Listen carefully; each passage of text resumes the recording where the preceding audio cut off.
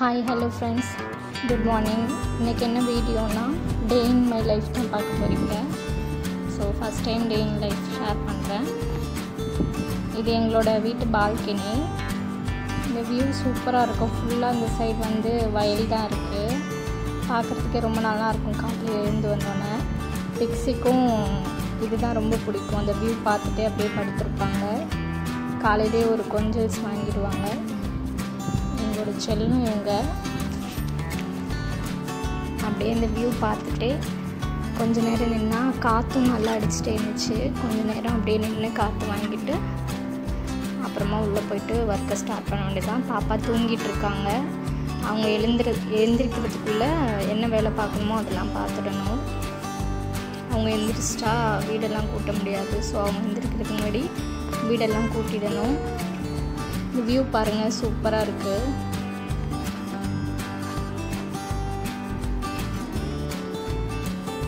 Pixie படுத்துட்டாங்க. இப்படி தான் படுத்துட்டு சுற்றி அழகாக பார்த்துட்டு அப்படியே இருப்பாங்க. இவங்கள பார்த்து காக்காலாம் வந்து கத்திட்டே இருக்கும் இவங்க அப்படி படுத்துருக்கிறத பார்த்துட்டு.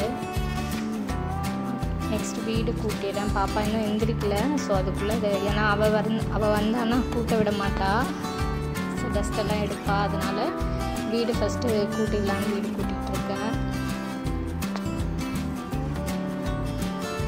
மேடம் எழுந்துட்டாங்க.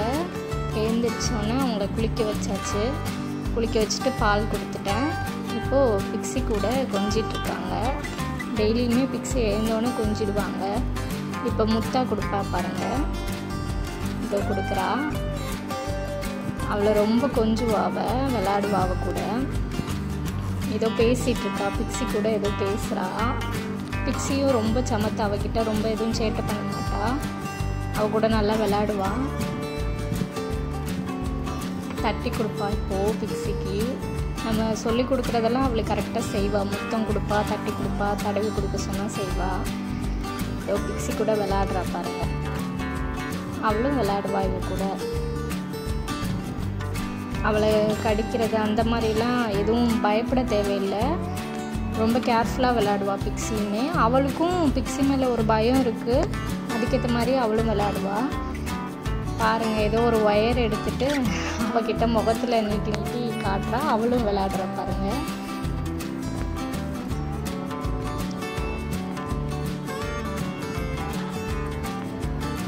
இது மாதிரி அப்பப்போ ரெண்டு பேரும் விளாண்டுப்பாங்க. அதே மாதிரி கொஞ்சிப்பாங்க.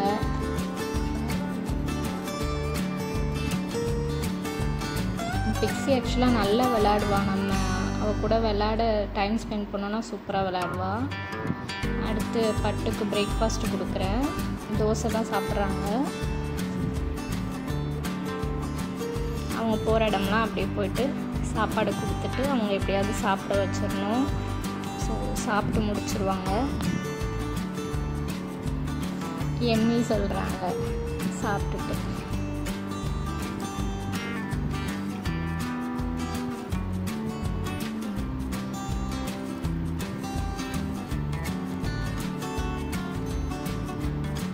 அப்படியே விளையாண்டுட்டே சாப்பிடுவாங்க. சில நேரம் சாப்பிடுவாங்க, சில நேரம் சாப்பிட மாட்டாங்க. நெக்ஸ்ட்டு பார்த்திங்கன்னா ஷெல்ஃப் வந்து ரொம்ப மெஸ்ஸியாக துணியெல்லாம் ரொம்ப கலைஞ்சி போயிருந்துச்சு. ஸோ அதை கொஞ்சம் அரேஞ்ச் பண்ணிடலான்ட்டு ஃபுல்லாகவே ரிமூவ் பண்ணிவிட்டு ஃபஸ்ட்டு ஈர துணியால் தொடச்சிக்கிட்டேன். பழைய நியூஸ் பேப்பரை எடுத்துகிட்டு தொடச்சிட்டேன். ரொம்ப டஸ்ட்டாக இருந்துச்சு. தொடச்சிட்டு புது நியூஸ் பேப்பர் போட்டுக்கிட்டேன். பழைய நியூஸ் பேப்பரை தூக்கி போட்டேன்னா அதனால் பாப்பா அதை எடுத்துகிட்டு வந்து என்கிட்ட கொடுக்குறா. அதை நான் வாங்கி அதை தான் போடணுன்ட்டு அழுதுகிட்டே என்கிட்ட கொடுக்குறா. ஸோ நானும் வாங்கிட்டு வேறு இடத்துல வச்சுட்டு புது நியூஸ் பேப்பர் போட்டேன். அவங்களும் எனக்கு ஹெல்ப் பண்ணுறாங்களாம். ஸோ புது நியூஸ் பேப்பர் போட்டுட்டு துணியெல்லாம் அப்படியே அடுக்கி வச்சிட்டேன். அதே மாதிரி ஒரு ஷெல்ஃபாக க்ளீன் பண்ணிகிட்டே வந்தேன். பாப்பா பாருங்கள், அவள் காலில் போட்டிருக்க சாக்ஸ் வந்து அவங்க அப்பாவோடது. என்கிட்ட எடுத்து கொடுத்து போட்டு விட சொன்னால் அவளுக்கு போட்டு விட்டேன். முட்டி வரைக்கும் வருது. அதை போட்டுட்டு அழகாக மெதுவாக நடந்து காட்டுறாங்க என்கிட்ட. ட்ரெஸ் எல்லாம் பெட்டில் போட்டு தான் அப்படியே கொஞ்சம் கொஞ்சமாக மடித்து வச்சுட்டு இருந்தேன். பாருங்கள் தூசி எவ்வளோ தூசி இருக்குன்ட்டு அதனால் ஈர துணியால் தொடச்சிக்கிட்டேன். ஈர துணியில் தொடச்சிட்டு தான் கொஞ்சம் காஞ்சதுக்கு பிறகு நியூஸ் பேப்பர் போட்டு அதுக்கப்புறம் ட்ரெஸ்ஸை வந்து மடிச்சுட்டு அப்புறம் அரேஞ்ச் பண்ணி வச்சேன். மந்த்லி ஒன்ஸாவது இப்படி பண்ணிட்டா கொஞ்சம் ஈஸியாக இருக்கும், இல்லைன்னா ஃபுல்லாக கலைஞ்சு போயிடும். அதனால் மந்த்லி ஒன்ஸ் இதை எப்படியே அரேஞ்ச் பண்ணிடுவேன். இப்போ அரேஞ்ச் பண்ணியாச்சு. பிஃபோர் எப்படி இருந்துச்சு, இப்போ ஆஃப்டர் எப்படி இருக்கு பாருங்கள். பார்க்க நீட்டாக இருக்குது. இப்படி தான் அரேஞ்ச் பண்ணேன். கீழேயுமே லாஸ்ட் ஒன்லேயும் க்ளீன் பண்ணிட்டு பேக்கெல்லாம் நீட்டாக எடுத்து வச்சுட்டேன். இப்போ தான் பார்க்குறதுக்கே நீட்டாக இருக்குது ஷெல்ஃபு. நெக்ஸ்ட்டு வந்து பட்டு தூங்கிட்டாங்க. ஒரு 11:30 அந்த மாதிரி இருக்கும் அவங்க தூங்குகிற டைம். ஸோ தூங்கிட்டாங்க. அவங்க எந்திரிக்கிறதுக்குள்ளே லன்ச்சு செஞ்சிடணும். ஸோ லன்ச் என்ன பண்ணேன்னா, வெள்ளரிக்காய் இருக்கு இல்லையா, அதில் வந்து பாப்பா சாப்பிட்ற மாதிரி, அது ரொம்ப நல்லது. இப்போ வெயிலுக்கு வந்து நல்லது இல்லையா வெள்ளரிக்காய், அதனால் அதுலேயே நான் சாப்பாடு செய்கிறேன். அப்பப்போ வந்து ஆயில் வந்து ரீஃபில் பண்ணிப்பேன் பாட்டிலில். பெரிய பாட்டிலேருந்து கொஞ்சம் கொஞ்சமாக தான் ஆயில் எடுத்துப்பேன். ரீஃபில் பண்ணிக்கிட்டேன். இப்போ ஃபஸ்ட்டு ஆயில் ஊற்றிக்கிறேன். எப்போதுமே பாப்பாவுக்கு செய்கிற சாப்பாடு நான் தாளிக்க மேக்ஸிமம் பார்த்திங்கன்னா ஜீரகம் தான் யூஸ் பண்ணுவேன், டைஜஸ்ட் ஆகுன்றதுக்காக. ஸோ ஜீரகம் போட்டேன். நெக்ஸ்ட்டு வெங்காயம்,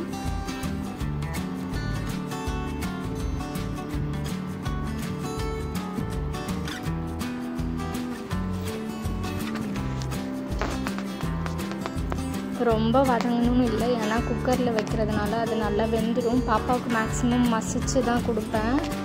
கொஞ்சம் நல்லா மசிஞ்ச மாதிரி இருந்தால் ஈஸியாக சாப்பிட்ருவா. அதனால் ரொம்ப வேகணும் இல்லை. கண்ணாடி பதம் வந்தோடனே அடுத்து தக்காளி போட்டுடுறேன். தக்காளியும் நல்லா வதக்கிட்டு அதுக்கப்புறமா வெள்ளரிக்காய் ஆட் பண்ணிக்கிறேன். கொஞ்சம் உப்பு போட்டுக்கிட்டேன், ரெண்டும் வதங்கிறதுக்காக உப்பு போட்டேன். வெள்ளரிக்காய் வந்து விதையோடு தான் போட்டிருக்கேன். இது டேஸ்ட் நல்லாயிருக்கும். நான் வந்து ஒரு 2-3 டைம்ஸாக தான் இப்படி பண்ணுறேன். எனக்கு இந்த ரெசிபிலாம் தெரியாது. நானாக என் பாப்பாவுக்கு செய்கிற ஃபுட்டு எல்லாமே நானாக செய்கிறது தான். எதுவும் ரெசிபியெல்லாம் பார்க்க மாட்டேன். காரமும் கொஞ்சம் சேர்த்துப்பேன். ஸோ இப்போ வந்து மஞ்சள் தூள் போட்டுக்கிறேன், குழம்பு மிளகாத்தூளும் போட்டிருக்கேன். ஒரு 2 மினிட்ஸ் வதக்கிட்டு அப்புறம் ரைஸ் ஆல்ரெடி கழுவி வச்சுட்டேன். இந்த ரைஸை போட்டுட்டு இந்த ரைஸ்க்கு தேவையான தண்ணியும் அதிலே ஊற்றிட்டு அப்படியே கலக்கிட்டு நான் குக்கரில் ஊற்றிடுறேன்.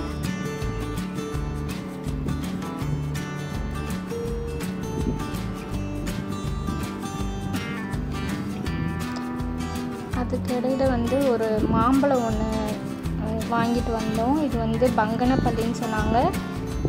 சரி டேஸ்ட் பார்க்கலாம் அப்படின்ட்டு கட் பண்ணேன். பட் அந்தளவுக்கு மேபி இது டேஸ்ட் இப்படி தான் இருக்குமான்னு தெரில. அந்தளவுக்கு டேஸ்ட் இல்லை, இனிப்பும் இல்லை, லைட்டாக புளிப்பாக இருந்துச்சு. அது ஒரு மாதிரி சப்புன்ற மாதிரி தான் இருந்துச்சு.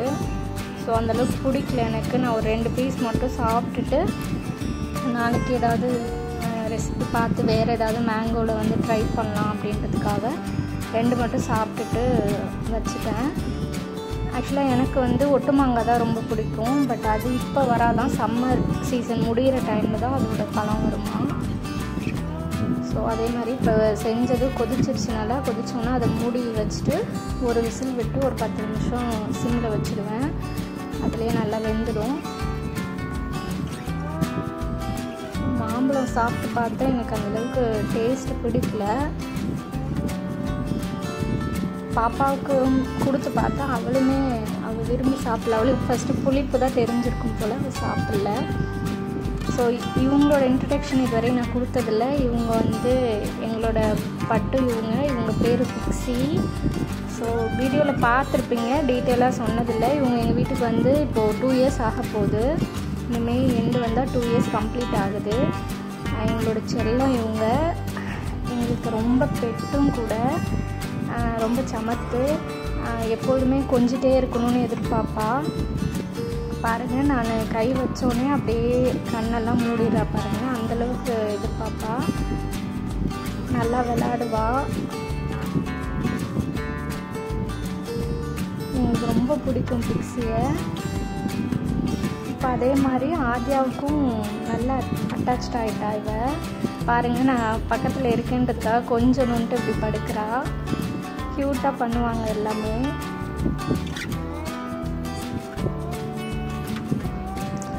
கிளைமேட் வந்து நல்லா மழை வர மாதிரி பயங்கரமாக இருந்துச்சு. வெயிலே இல்லை, பயங்கர காற்று அடிச்சுது. சூப்பராக இருந்தது கிளைமேட். பட் மழை வரவே இல்லை. இது ஆக்சுவலாக ஆஃப்டர்நூன் எடுக்கிறேன். அந்த டைமே இப்படி தான் இருந்தது கிளைமேட். ஈவினிங் வரைக்கும் இப்படி தான் இருந்தது. பட் மழை வரவே இல்லை. சாப்பாடு ரெடி ஆகிடுச்சு. ஆதியாவும் தூங்கி முடிச்சிட்டாங்க. ஸோ அவங்களுக்கு கொஞ்சோண்டு நெய் ஊற்றி விட்டேன். சாப்பிட்டாங்க. வெள்ளரிக்காவும் நல்லா மசிஞ்சிச்சு, காய் எல்லாமே மசிஞ்சிச்சு. ஸோ வாங்கி சாப்பிட்டுக்கிட்டாங்க. பாருங்கள், பிக்ஸி பக்கத்தில் போய் ஏறி உட்காந்துக்கிட்டா.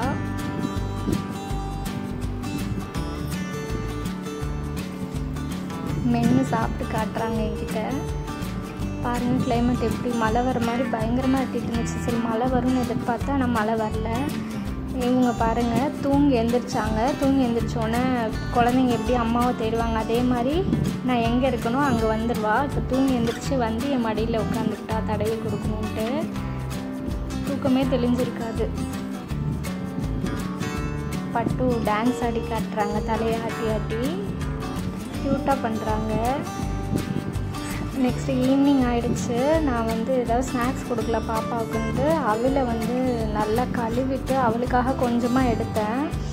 நல்லா ஒரு 3 times வாஷ் பண்ணிவிட்டு அதில் வந்து வாஷ் பண்ணதுக்கப்புறம் தண்ணி நல்லா வடிச்சிட்டு ஒரு 5 to 10 minutes இருக்கட்டும் அப்படின்னு வச்சுட்டு அதுக்கப்புறமா ஒரு 2 ஸ்பூன் வந்து தேங்காய் போட்டு நாட்டு சர்க்கரையும் போட்டு கிண்டிட்டு பாப்பா கொடுத்தேன். டேஸ்ட் நல்லா இருந்துச்சு. புட்டு மாதிரி, கிட்டத்தட்ட புட்டு மாதிரியே இருந்துச்சு. சரி கொடுத்து பார்த்தேன். மேடம் ஒரு 2 வாய் தான் வாங்கினாங்க, அதுக்கப்புறம் சாப்பிடல. அப்படியே பாலும் காய்ச்சிக்கிட்டேன். பாப்பாவுக்கு ஈவினிங் மில்க் கொடுப்பேன் எப்பொழுதுமே. ஸோ அதனால் பாலையும் காய்ச்சிட்டு இருந்தேன்.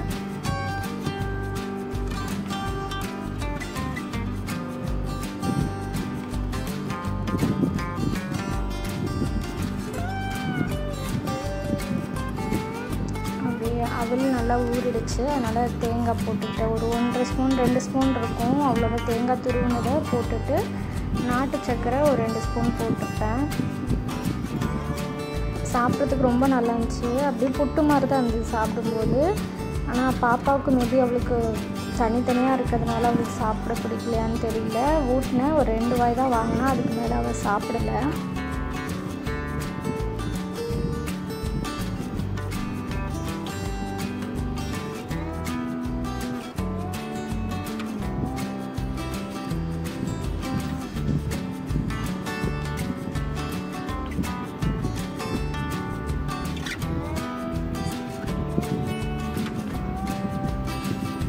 அப்புறம் ஈவினிங் கொஞ்சம் வெளியில் வந்துட்டு விளையாடணும்னு கூப்பிட்டுட்டே இருந்தாங்க. சரி வீட்டுக்கு வெளியிலேயே வந்து இந்த ஸ்லைடு இருக்குது, அதில் ஏறி கொஞ்சம் நேரம், இப்போ தான் கொஞ்சம் நாளாக தான் இதில் ஏற கற்றுட்ருக்காங்க. அதனால் அதில் ஏறி விளையாடட்டும், கொஞ்சம் நேரம் வெளியில் விளையாடட்டும் அப்படின்ட்டு விளையாட விட்டேன்.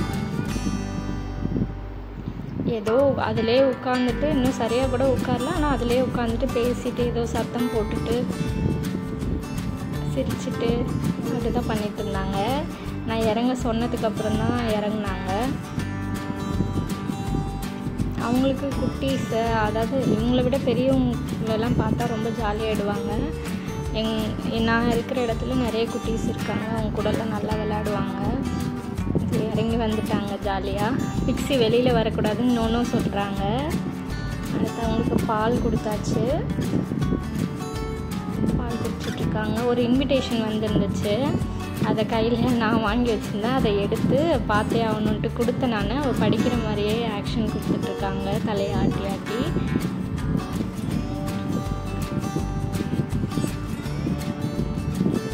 எப்படி படிக்கணும்னு கேட்டேன், அதனால அவங்க அப்படி இப்படி பண்ணி காட்டுறாங்க. என்கிட்ட கரெக்டாக பிடிச்சிட்டு அப்படி பண்ணி காட்டுறாங்க.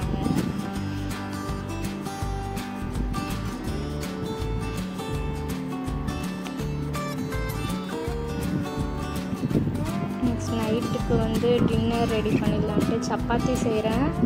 சப்பாத்தியும் ப்ளஸ் கடலை துவையலும். இது எல்லாருக்கும் பிடிக்குமான்னு தெரியல, பட் வந்து இது காம்பினேஷன் நல்லாயிருக்கும் சாப்பிட்றதுக்கு. நான் அதோடது காட்டுறேன். சப்பாத்தி வந்து உப்பு போட்டுட்டு தண்ணி கொஞ்சம் கொஞ்சமாக ஊற்றிட்டு பிணைஞ்சிக்கிட்டேன். மேக்ஸிமம் நைட்டு எங்கள் வீட்டில் சப்பாத்தி தான் இருக்கும். பாப்பாவுக்காக தான் தோசை இட்லி அந்த மாதிரி செய்வேன். சப்பாத்தி செஞ்சிட்ருக்கேன் இப்போ நைட்டுக்கு. ஸோ உப்பு போட்டு நல்லா கிளறி விட்டுட்டு அப்புறம் தண்ணி ஊற்றி நல்லா அழுத்தி பிணைஞ்சிக்கிறேன்.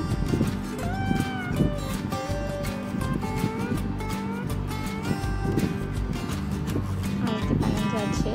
சப்பாத்தி மாவு ரெடியாக இருக்குது. நெக்ஸ்ட் அதுக்கு சைட் டிஷ் பார்த்திங்கன்னா என்ன செய்கிறேன்னா, பூண்டு எடுத்திருக்கேன், புளி எடுத்திருக்கேன், மிளகாய் எடுத்திருக்கேன், கடலை இருக்குது இல்லையா, வறுத்த கடலை போடுறேன். அதான் கடலை துவையல் வந்து மேக்ஸிமம் எல்லாேருக்கும் தெரிஞ்சிருக்கும். ஆனால் இது வந்து ரைஸ்க்கெல்லாம் வச்சு சாப்பிடுவாங்க. இது சப்பாத்திக்கு ட்ரை பண்ணி பாருங்கள், உங்களுக்கு பிடிச்சதுன்னா சாப்பிடுங்க. பட் நாங்கள் சாப்பிடுவோம், ரொம்ப நல்லாயிருக்கும் டேஸ்ட்டு. ஸோ கடலை வறுத்த கடலை எடுத்துக்கிட்டேன், உப்பு தேவையான அளவு உப்பு, அடுத்து புளி, பூண்டு, மிளகாய், இது மட்டும்தான். மிளகாவும் காரத்துக்கு ஏற்ற மாதிரி எடுத்துக்கலாம். கம்மியாக போட்டால் இனிப்பாக தெரியும், ஏன்னா கடலைனால. அதிகமாக போட்டால் உங்களுக்கு ஸ்பைஸ் நிறைய வேணும்னா அதிகமாக போட்டு நீங்கள் அரைச்சிக்கலாம். ஸோ இதை அரைக்க கொஞ்சம் கஷ்டமாக தான் இருக்கும், ஏன்னா கடலைன்றதுனால அரைப்பட கொஞ்சம் லேட் ஆகும். ஸோ கொஞ்சம் கொஞ்சமாக பல்ஸில் போட்டு நான் தண்ணி ஊற்றி அரைச்சிடுவேன்.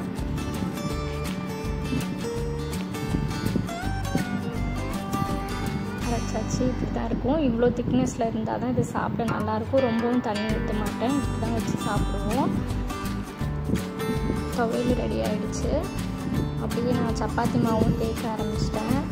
தேய்ச்சிட்டு அப்படியே ஆனால் எண்ணெய் ஊற்ற மாட்டேன், எண்ணெய் ஊற்றாமலே டைரெக்டாக சப்பாத்தி போடுவேன்.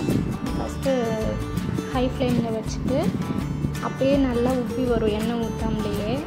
ஆக்சுவலாக இது ரொட்டின்னு தானே சொல்லுவாங்க, அந்த மாதிரி தான் இது. அப்படி போட்டால் தான் இந்த துவையலுக்கு கொஞ்சம் சாப்பிட நல்லாயிருக்கும். ஸோ ஹை ஃப்ளேமில் வச்சுட்டேன்னா அப்படியே நல்லா உப்பி வரும். இதை உப்பி வருது பாருங்கள். திருப்பி போட்டுட்டு நான் சிம்மில் வச்சுருவேன், அப்போ தான் டபுள் சைடுமே நல்லா வெந்து வரும்.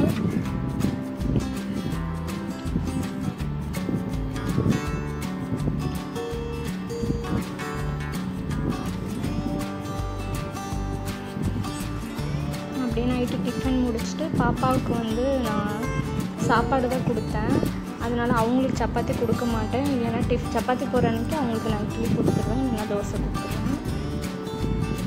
டேடா வந்தாச்சு ஆஃபீஸ்லேருந்து. அவங்க டேடா வந்தோடனே தூக்கி வச்சுட்டு நல்லா கொஞ்சுவாங்க, பட்டு ஜாலி ஆகிடுவாங்க.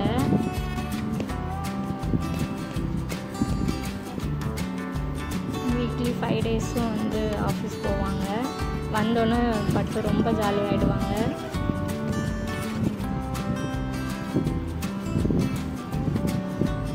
எப்படி சிரிக்கிறாங்க பாருங்கள். நெக்ஸ்ட்டு இது வந்து நான் வீட்டிலேயே செஞ்ச நெய். இது நல்ல வாசனையாக இருக்கும். இது நான் ஃபஸ்ட் டைம் செஞ்சேன், இதுக்கு முன்னாடி நான் நெய் செஞ்சதில்லை. நான் செஞ்ச உடனே வந்து ரொம்ப டார்க் ப்ரௌன் கலர் மாதிரி இருந்துச்சு. சரி நம்ம ஏதோ தப்பாக செஞ்சிட்டோம், கருக விட்டுட்டோம் அப்படின்னு நினச்சேன். பட் 2 டேஸ் ஆனோன்னே அப்படியே நல்லா திக்காக எல்லோ கலராகவும் மாறிடுச்சு, நல்ல வாசனையும் வர ஆரம்பிச்சிச்சு. இப்போ நான் நெக்ஸ்ட் டைமுக்கு ஆர்டர் சேர்த்துட்ருக்கேன். அடுத்த தடவை செய்யும்போது நான் கண்டிப்பாக வீடியோ ஷேர் பண்ணுறேன். இந்த நெய் ரொம்ப நல்லா இருக்குது, வாசனையாகவும் இருக்குது. நான் ஃபஸ்ட் டைம் ட்ரை பண்ணேன்னா இப்படி வந்தோன்னா ரொம்ப ஹாப்பி ஆகிடுச்சு. செகண்ட் டைமுக்கு இப்போ நான் ஆர்டர் சேர்த்துட்ருக்கேன். நெக்ஸ்ட் டைம் செய்யும்போது ஷேர் பண்ணுறேன். அப்படியே பாப்பாவுக்கு சாதம் இருந்தது, அவங்களுக்கு அதே ஊட்டி விட்டுட்டேன். அவங்க எப்போதுமே ஈவினிங் குளிக்க வச்சுடுவேன். குளிச்சுட்டு இப்போ தூங்குகிற டைம் ஆகிடுச்சு, 9:30 ஆகுது. நெக்ஸ்ட்டு தூங்க வேண்டியதுதான்.